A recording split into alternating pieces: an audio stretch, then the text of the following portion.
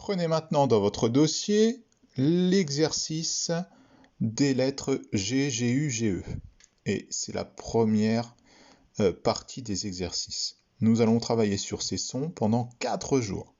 Donc ne vous inquiétez pas si aujourd'hui c'est un petit peu difficile. Dans les exercices, un seul son nous intéresse. C'est le son G pour aujourd'hui.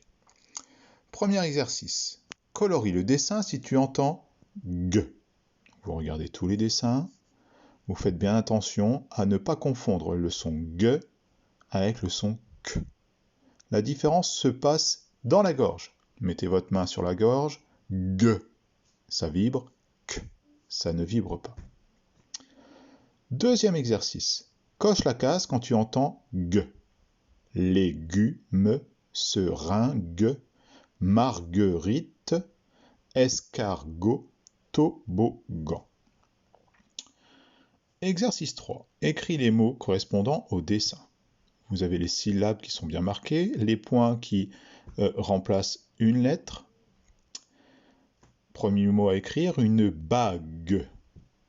Attention, il est possible que l'on doit rajouter une lettre muette pour faire chanter le G, G.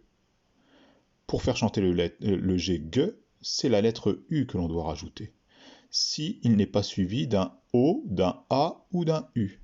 Si c'est un E ou un I, nous devons rajouter la lettre U. Je vous laisse compléter tout l'exercice. Une fois que vous avez fait ceci, on tourne la page. Colorie en rouge lorsque tu vois ga, go, gu, c'est-à-dire le G accompagné des lettres qui lui permettent de chanter G. Et en bleu, G et Gui, c'est-à-dire qu'on a été obligé de rajouter le U, muet, entre le G, le E et le G et le I, pour le faire chanter G. Colle les étiquettes des mots dans la colonne adéquate. Donc, vous avez une feuille d'étiquette. Auparavant, vous prenez les étiquettes d'aujourd'hui. Ici, je colle si je vois le costume GU pour faire chanter G. Ici, je n'ai que le costume G qui fait le son G. Et le dernier exercice, c'est pour les plus courageux. Je colorie les syllabes en leur donnant un code couleur et je complète la grille.